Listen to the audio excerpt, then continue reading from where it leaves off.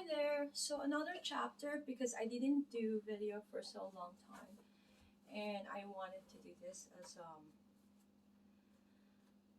my devotion for helping myself and hopefully I can be of help as well. That's my aim, and I believe that everybody in this world, that is our purpose in life, is to spread the word of God in every way possible. And since sorry, that's why it's cold, because our door was open, and every time it's cold, um, my breathing gets, I don't know, or upset. If I'm upset, my breathing goes. I have a hard time breathing. I'm very asthmatic. Or even if it's cold or it's hot, that triggers me. Or if I'm upset, I can't breathe. I feel like my tongue can't even speak. Um, I don't know what happens to me. I become disoriented and I can't even I get shiver and I can't function anymore. I had to go to the bathroom or put a sweater on. So my apologies.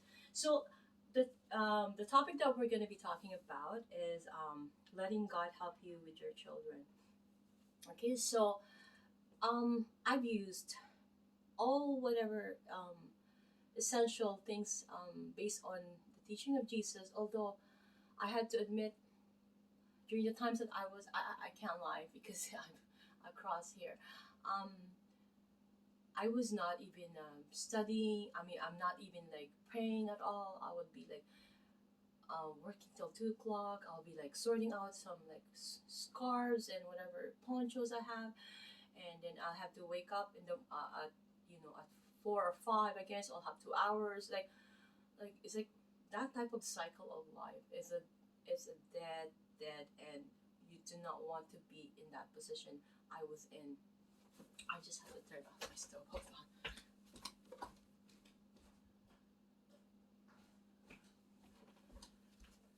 And at that time, it was like, I wouldn't say like we were really okay. Like I have my rent, and I have excuse me, I have like my tactic before. I have all my stuff for my whole year. When I was single, this is um before I got married and got separated.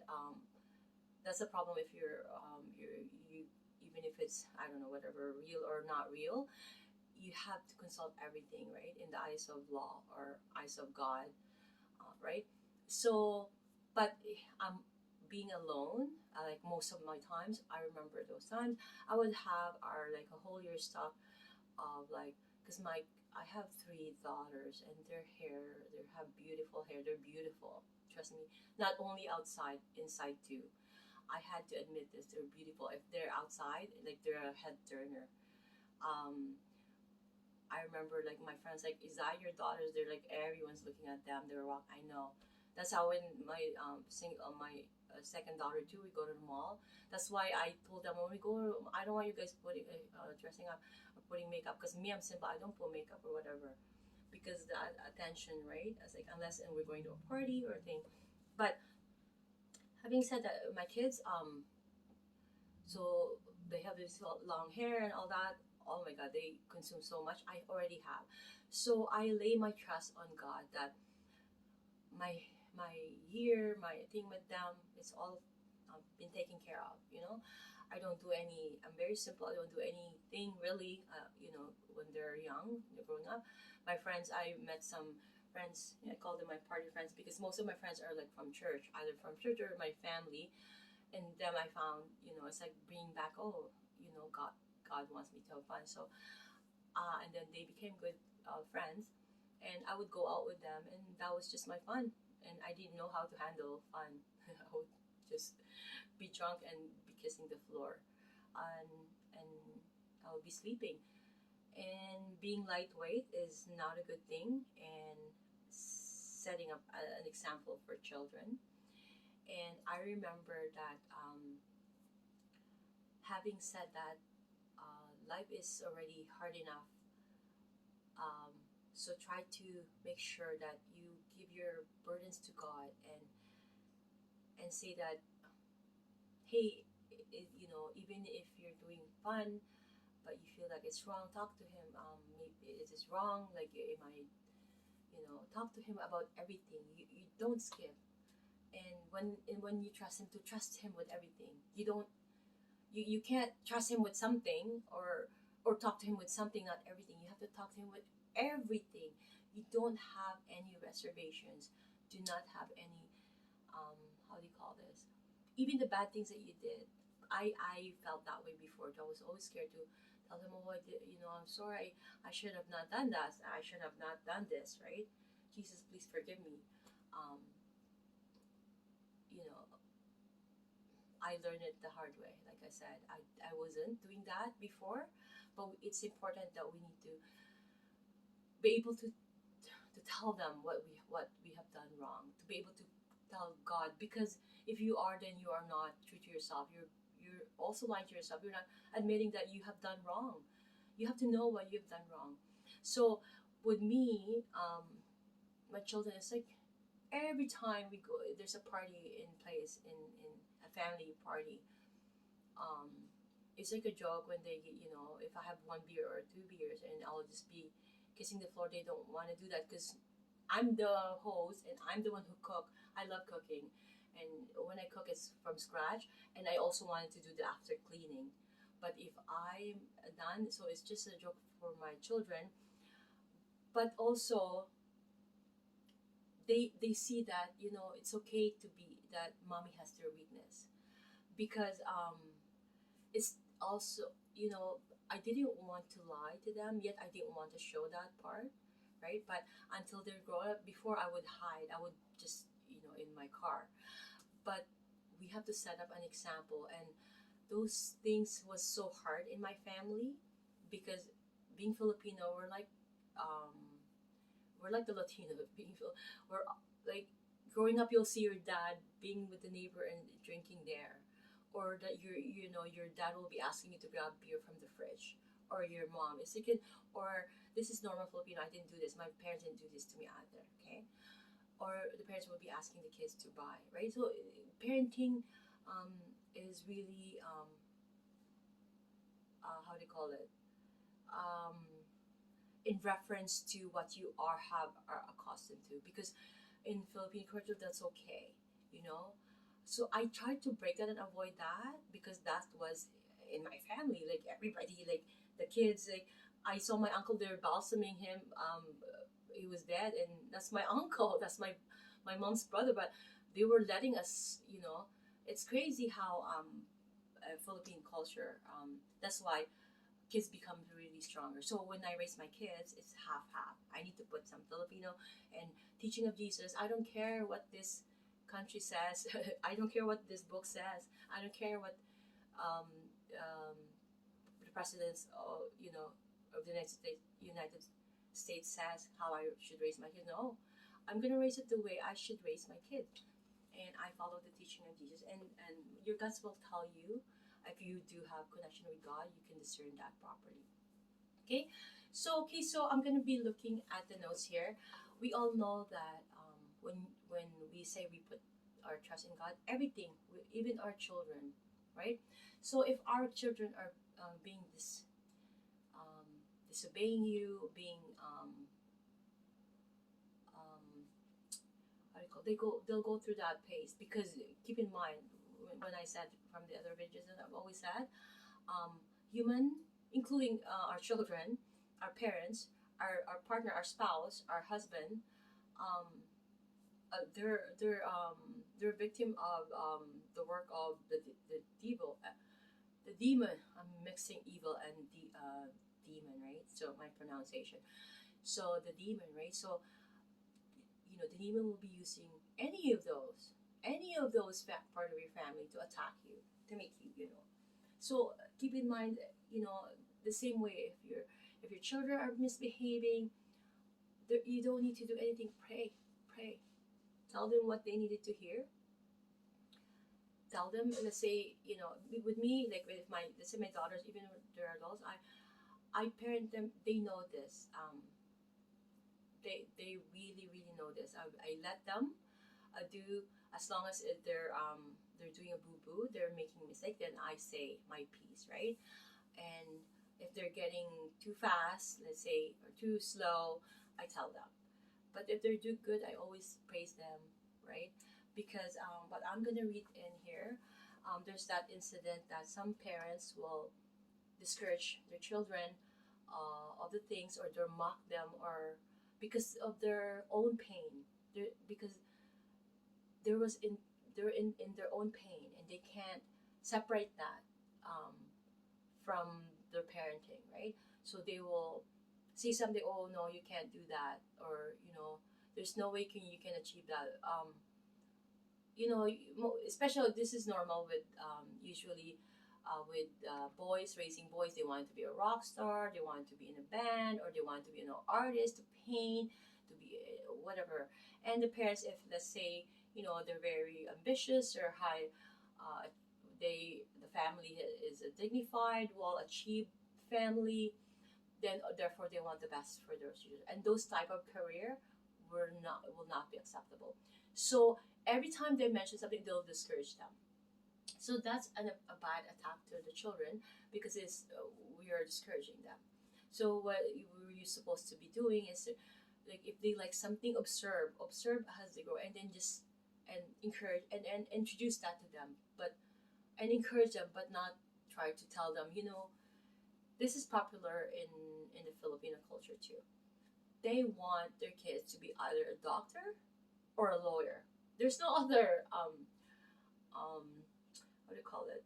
There's no other occupation or career that they want. It's just those two. But we need to not pressure the children on that at a young age. We should have not, because it's encouraging them of what they're showing abilities. Let's say they love swimming, we're gonna encourage that. For instance, my daughter, she was showing she loves sports, and up to now, the teacher said, your daughter, to be honest, all my daughters, they're really smart, and I don't push them, oh, study so you can be a doctor, you can be a, no, I don't do that. I'm trying to encourage them on what I'm trying to give them a life of choices to be happy. But yet, if you did a boo boo, there's punishment. There's gonna be things involved, and you're not gonna like it.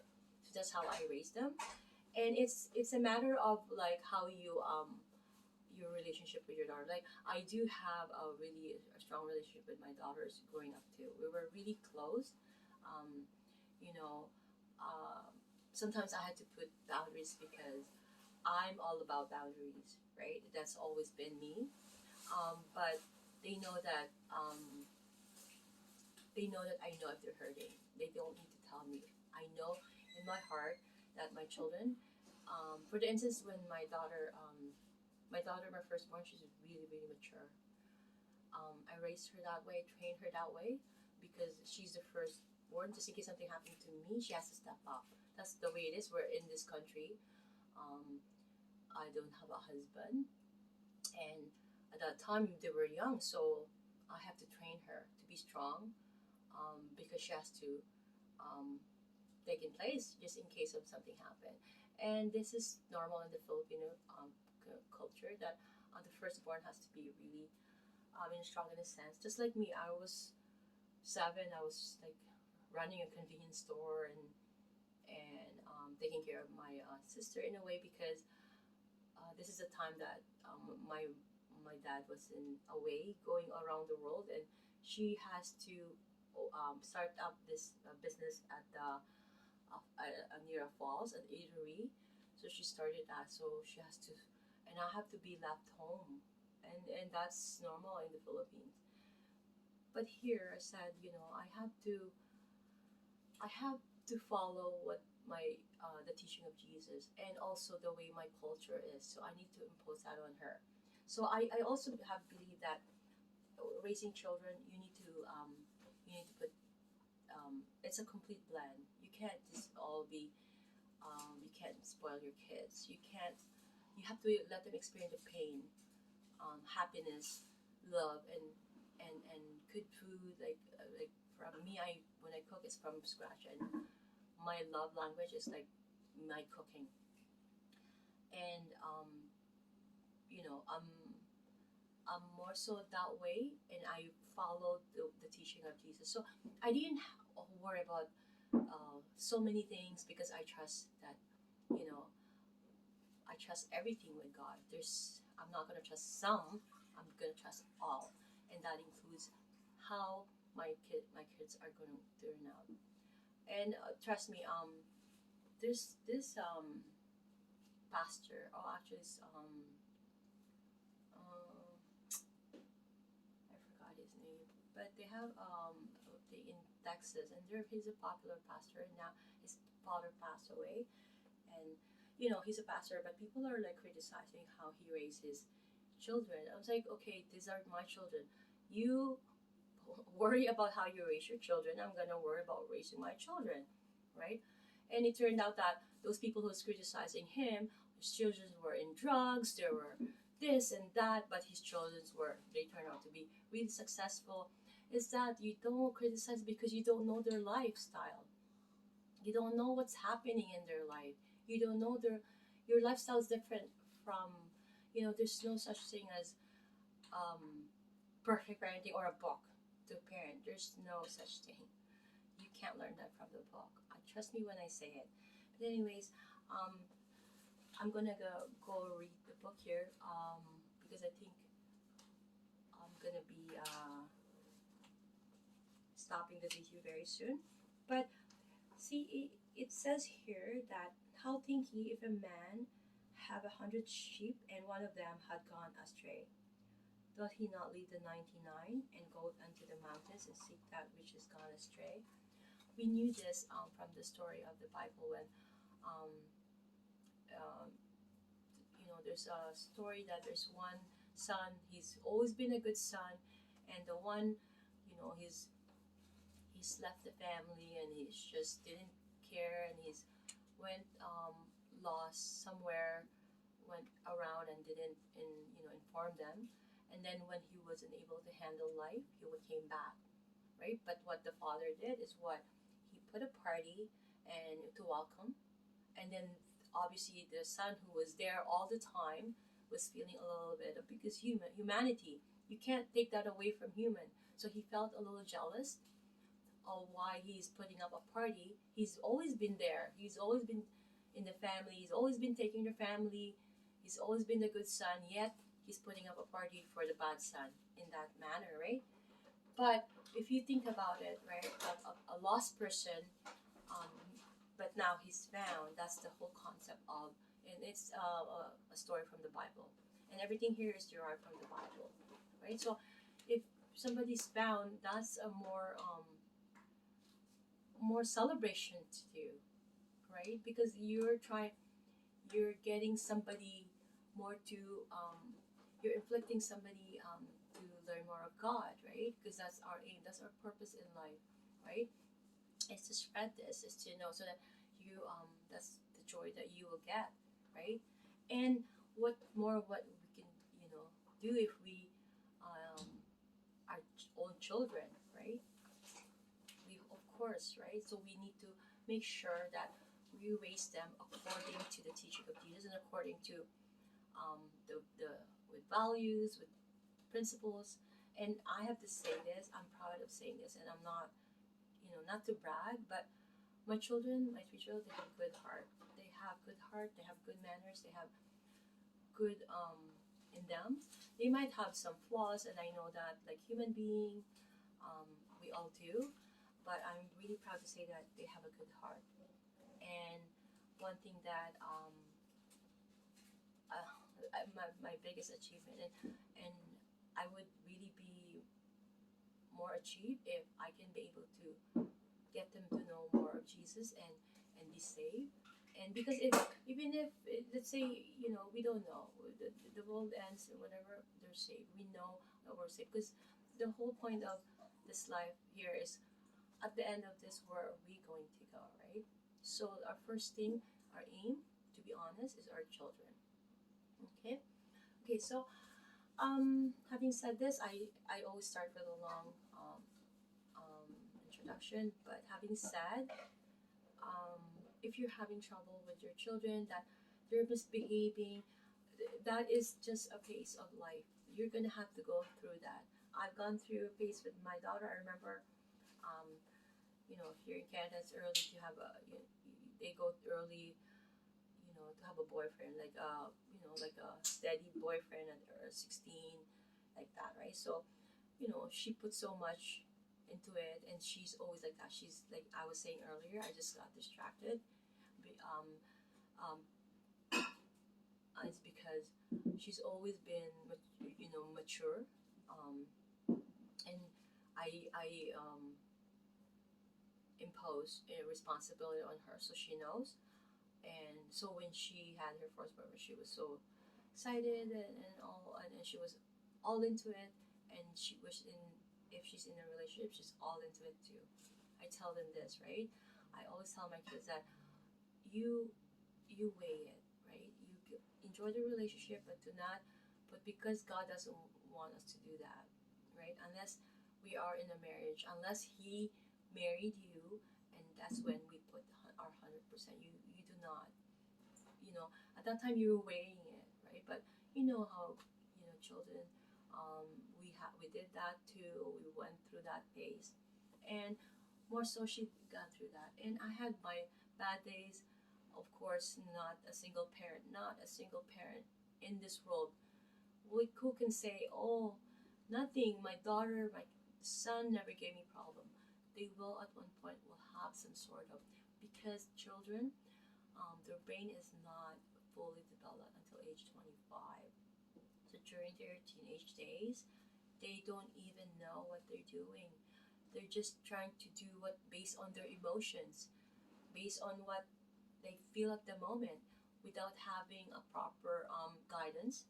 If you don't involve your kids in churches and proper guidance with the Bible and all that, the proper teaching of Jesus, you're letting your children go a straight different path, and they will encounter wrong things in life, wrong relationship, wrong people, wrong friends. They will encounter those. That's why we need to keep our faith in God. That everything, there's not some, everything. Do not worry those things. You tell them you enjoy the whatever happening, good or bad with them, but do not be shaken by it, because these are bound to happen. These are parenting. These are just sort of things that bound to happen in the parenthood. And all we do is pray, put God first, and He will fix everything. Do not try to fix. You fixing it is doing wrong. You say what you needed to say, and you tell them what they did wrong, and make sure you made a point because it's for their own good. They need to know, right? If not, don't bother. Don't bother with other people. Your job is just on your children. Correct your children, and that's it. Okay? Ouch. I guess stop. That's it, right? We need to correct our own children, and God given us that. Some people, when God give them something, um, they're they're not happy with it, right? They're not content. They're not. But we need to face what's given to us. This is what's given to us. Work with what's given to you. And um, I teach my children too. Um, I didn't want them to be envious or jealous of other, why is our life like this? Why is the situation like this? Why are, they never have many of the complaints, but they ask questions, and I explain to them, do not. And I ask them, do you even or ever feel jealous that, oh, you don't have this, you don't have, they never did. And I'm so grateful. Although, they wish that our life, because we've gone through hard times here financially, right? I mean, that's common. I was a single mom for so long, and it was hard. Like, they were young, and um, my skills, like when I went back to the Philippines, I studied there. And my skills were set up there. You know how situations here. And then I got pregnant. I was left in a situation of, oh gosh, what do I do, right? I had to close my store and all that. But things, you're given a situation and you have to face it, and that's the bottom line here. And even situation with our own children, if they're giving us like even heartaches, or even to the point that let's say they're grown up, they have their own children, they're gonna have their own, don't feel demanding that, oh, my children hasn't seen me. They will have to have their focus on their family. You need to be strong enough to live your own and be content and seeing them from far, not be demanding of them coming to see you, because you're just gonna be a distraction and a cause of fight for the husband and wife as well, right? So the becoming a parent doesn't end when, after that, when they become adults, when they become grandparents, if we're still around, that's still going to be continuous. And then grandchildren comes, right? So okay, so I'm gonna pick a few more things here. Okay, so make it possible for your children to seek you out with your troubles and worries by giving them faith in you, which is the second great faith the child needs. So give your counsel and advice, but do not force it upon your children. Okay, so keep that in mind. We always have free will. Like, this is true. Like, we have obligation to our children to force it on them as a kid. Once they're adult, you do not force. You do not have the right to force anything you want to say, anything on anybody, unless you're being asked. Okay, so even with my children, in a way, unless they come to me, and then I tell them, okay. But even if my kids are in a situation that they're wrong, and they come to me, mommy, I don't say that. Oh, I told you so. I'm not that type of parent, because no, a loving mother is not supposed to. They already are in that situation. You can talk some other time. She's already in. She knows she's done wrong. There's nothing that you will say that she doesn't know. She already knew she did something wrong, and she's in a situation, so she's coming to you for help. So we're digging her, making her at that point, as a human being, we have that proudness in us, even to come to our parents when we were wrong, because we wanted to prove. Especially, we have this urge to prove to our family. I don't know what it is. This one of the curse of life. Somebody, they want to prove to their family or friend. You don't need that. You don't need to prove anything to anybody, especially to your families and friends. They need to understand, take you for who you are, really. And that's what I tell my children all the time. Like, they need to make sure that they are catering to what God's accordance. They're not obeying, right? So if they come to you, like, it takes courage to come and accept all, right? So accept them with loving arms, but also put a wall. Say, hey, you did wrong. Put that there without saying it. You know what I mean? So it's a different tactic that I have used towards my children, and I just when they're so misbehaving and they're not listening, I use a different tactic too with them, because now, especially they're adults, they think they know right, and they should be at the age of 18. And I hope I did told them things that I have based on what God's want me to tell them or raise them with, because other stuff they could learn it from school and stuff, but it's important that that's the guide that you give them, not on how to those things they can learn other stuff. That's why we have God implement those people in their lives so that they can have those help. But the guidance that you really need really is to make sure that one day they will be an adult, and their job is also to implement the God's rules, God's guiding abidance, and abide it. And you'll for sure happiness will come through. Happiness will be a factor of deep joy in your heart. Okay, so make sure that we are inflecting our kids with through goodness and deeds, and through the teaching of Jesus. And we have our church. Um, we have all our the schools that can be of help for that, but the God centered, the Bible, being able for the children to read the Bible, that has to come from home. And raising children, it doesn't have, you can't spoil your children and every time they cry you come for help. No, you have to let them soothe themselves. They need to learn how to do that on their own, because if you come running each time they come crying, what's going to happen? You're not teaching them anything. Make sure with me, I know, my fear is I don't want my children to be in a broken family. I didn't intend to be in a broken family, right? It just happened. So I came from a broken family, and my aim is for my children to have a solid, strong family foundation. That um, by the teaching of Jesus, when they choose a man to marry, that's the thing, and but choose wisely. You can't choose by the looks. You can't choose. You have to know by heart. Is that person? They have to have a beautiful heart. Looks can fade, right? A beautiful heart will stay forever, and a beautiful heart will create a beautiful face, anyways. Okay, keep that in mind. So, I tell them choose wisely. But once you marry that person, work hard to work. Especially if you have children, work hard. Especially if you love, you're binded by love, and it's binded by God. There's no way that that marriage is going to fall. There is no way. It's always be guided by God. And even raising children, if it's guided, like the topic right now, if it's guided by God, it's going to be good. It's going to, you don't need to worry.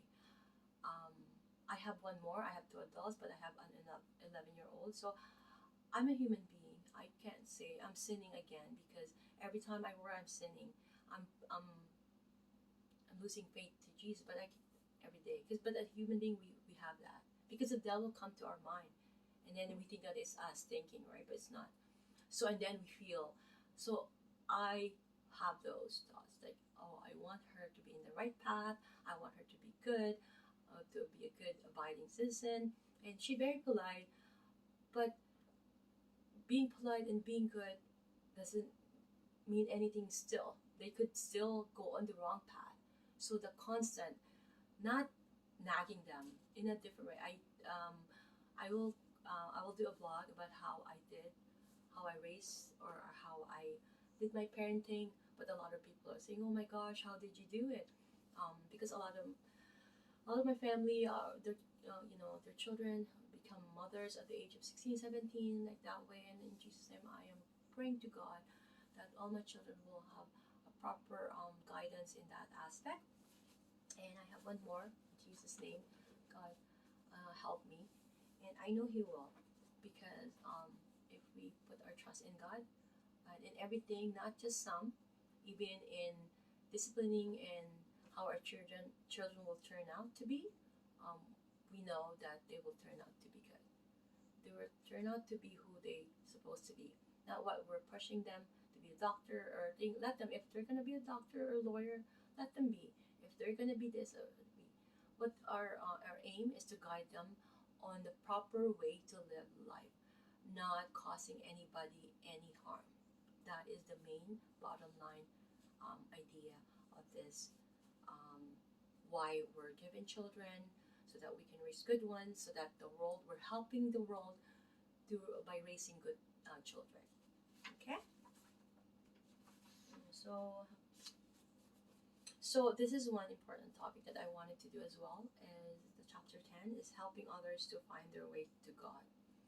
This is our number one purpose in life, um, so to speak. And our number one target should be our children. The one we brought,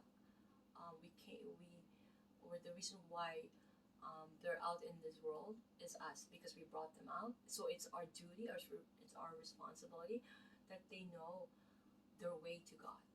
Okay, so that's gonna be the next topic. I'm excited.